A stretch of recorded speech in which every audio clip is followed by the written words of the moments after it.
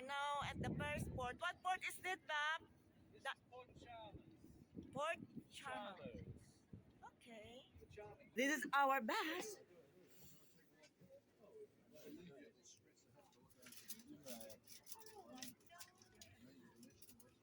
But a lot of people do venture south, and with the increase of Scottish Gaelic name for Edinburgh, which roughly means Eden, or town beneath the hill. Eden beneath the hill sounds quite nice because it reminds me of Mark Twain. Have you heard of Mark Twain at all? Samuel Clemens. So they want the parents coming in to feed the chicks, so it's quite a popular thing. And many years ago, we used to have a cruise ship here. I think it might have been a German cruise ship come in, and its name was Albatross, spelled with one S. So we had the bird with two S's and the ship with one S. And I managed to snatch a photo off the webcam of the albatross passing the albatross. Very prized photo in my collection, that one. So we get a lot of people come here just for the wildlife, just for the wilderness. You can see it's not too overly developed out there on the left. We'll talk about that a bit later. So of interest to you, maybe on the southern end of the town, so they took steps to build a new one, and there it is out here. It'll seat 30,000. The roof panels on there are only 1% of the weight of glass, and they can let 90% of the UV light through. So it is the only permanently roofed natural turf stadium in the world. So quite a unique one. And when Australia pops over for a Bledisloe Cup match, that's where we clean you up. In Australia, they seem to be league fans for some reason. They don't know a lot about rugby, but they're into their league. Any South Australians on board?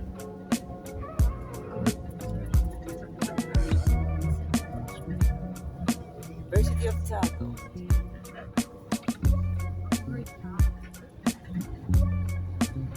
Dunedin City is now moving into the cycle world. And in its heyday, it's the busiest railway station in New Zealand, had a train coming and going every 10 minutes. And today it's just got that tourist passenger train sitting there, which is waiting on passengers off your ship, and goods trains come through. But in its heyday, it was a very busy place. The last suburban trains were 1982, and the last long distance trains were 1992. Everybody got into cheap airfares and cheap cars and were able to drive the distance, so trains become out of fashion. Now there is a big push towards trying to get them back again. The wheel has turned on the left here, and it's become a tourist attraction. People coming out here to see what you get for $1 million.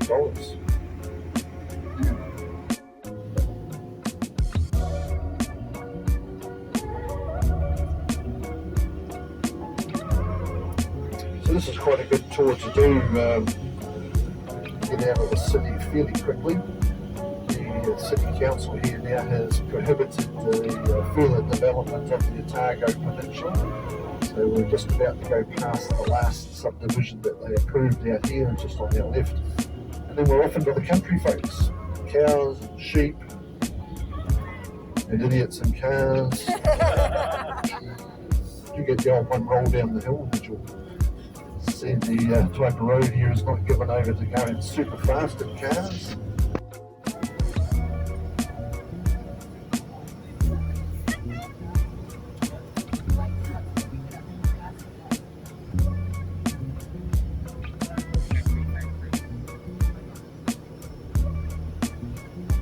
See on the right hand side here and up the hill coming into view is a monument, a soldier's monument. It commemorates those who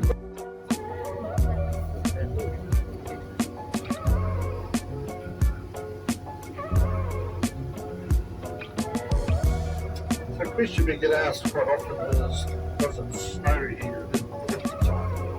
And the answer to that would be yes. It snows in the springtime, it snows in the autumn, and it snows in the summer as well. And very peculiar. We had quite a bit of snowfall just over a month ago, about 6 weeks ago. All gone until the next morning by 10 o'clock. High cliff. Never worked out why, but maybe you guys can work it out. High cliff. This is where you'll be able to go walking around some of the tracks, down to the beaches, and trip over some of the wildlife.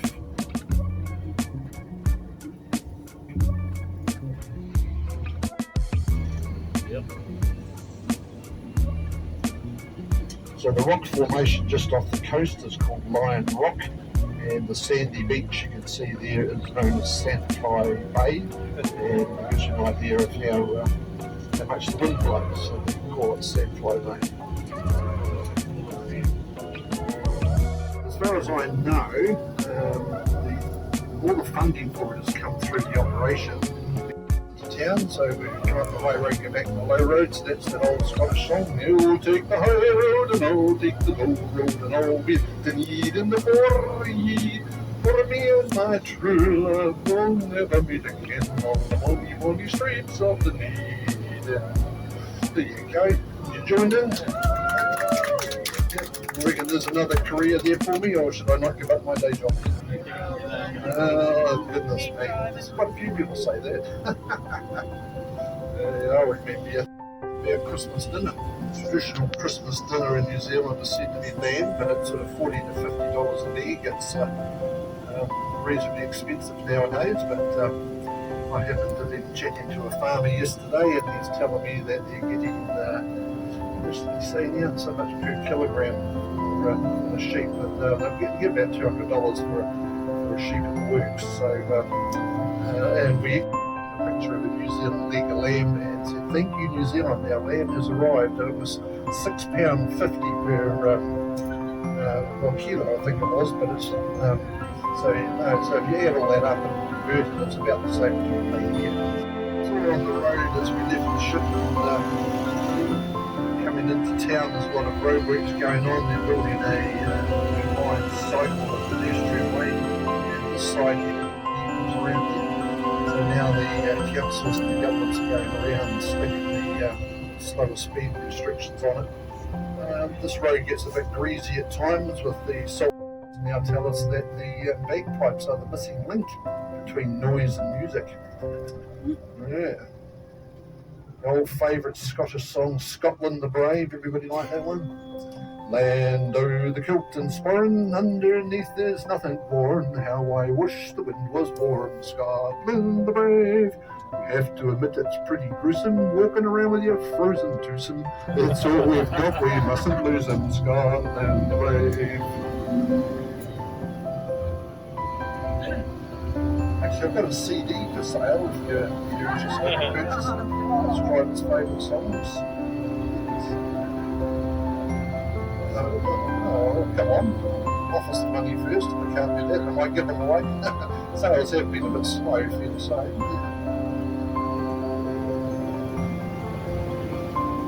It's a good example here looking into the city. All the houses up on the hills, so remember it's the volcano in the hills. Next to no flat land at all in our settlers drive, so most of the flat land that you see around is together there in development.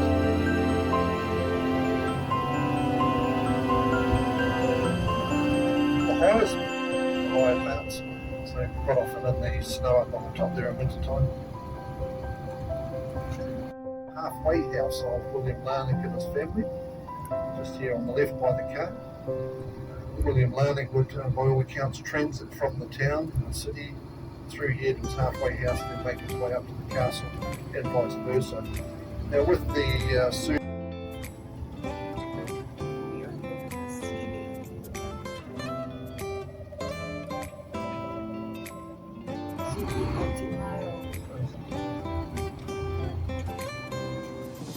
over to the right here, like a big empty section over there, it's one of two. That's where the Cadbury chocolate factory used to be, that big empty section there, huge factory, 1935 onwards I think it was. This is where the government is now going to build the new hospital here in Dunedin. It'll be the largest ever build in New Zealand history, and initially $1.4 billion was the figure, but with COVID and all the rising prices and things, they think there will be a lot more.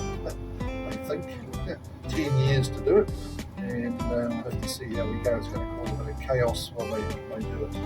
But the railway station down here on the left is where we're going to be letting you go and have a bit of a look. I'll only open the front door because it's getting close to the gutter here. The trees are in the way. Yeah. careful when you get out. This is Doesn't gonna be hit the our ground. So it's under construction. So over on the right hand side, or just before we talk about that, on the left hand side here we've got an example of one of the steam locomotives that used to operate on the tracks here.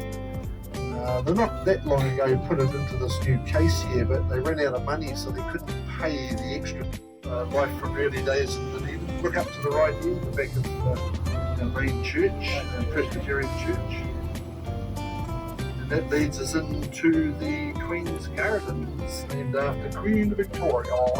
There's a statue of her way over to the right there. So those of you from Australia, or Europeans are about 80%, the Maori population about 6%, and the Chinese population also. And the monument on the left is to a guy called Captain William Carton, we spoke of before. And this is where all the fun for the modern world. So Spates Brewery, been there since the 1870s, and it's still brewing up a storm, although I think they concentrate on the craft beer today, but as it's from getting in and making a bit of a mess. The most important are the doctors and other medical professionals who lived on High Street.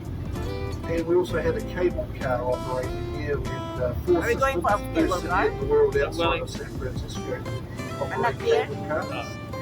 And as the world turns over time, they're now talking about putting the cable car back in. So I think it'll be a great idea. Might become a cable car driver myself. But all the Do they have a cable car still here under agreement. And so we just have to wait and see if they get enough hill and hearing stories about the residents that used to live here.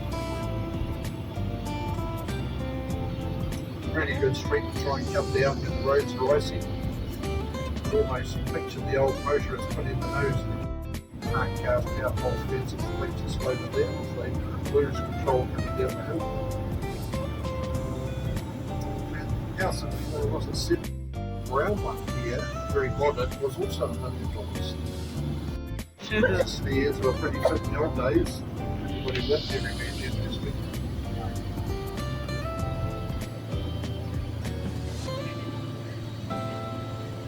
How's this?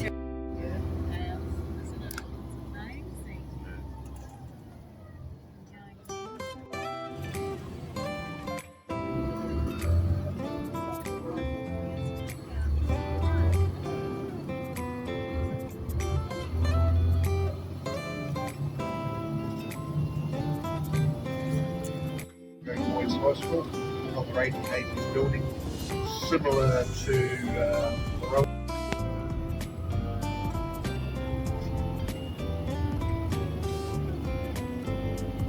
We're just going to zip down. This big building coming up on the right hand side is former high school boys and girls, King Edward Technical College. Shut down in the 1970s, it's a bit out of date for the modern teaching environment.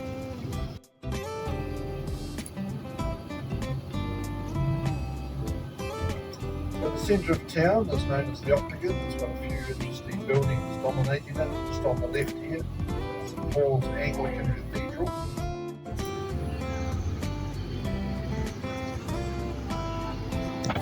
Have I gone past the best coffee shop in town?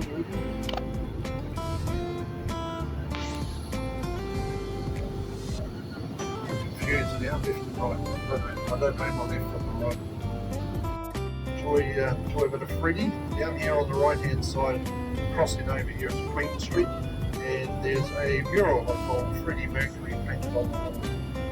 And I should tell you that the New Zealand anthem, New Zealand's national anthem is "We Are the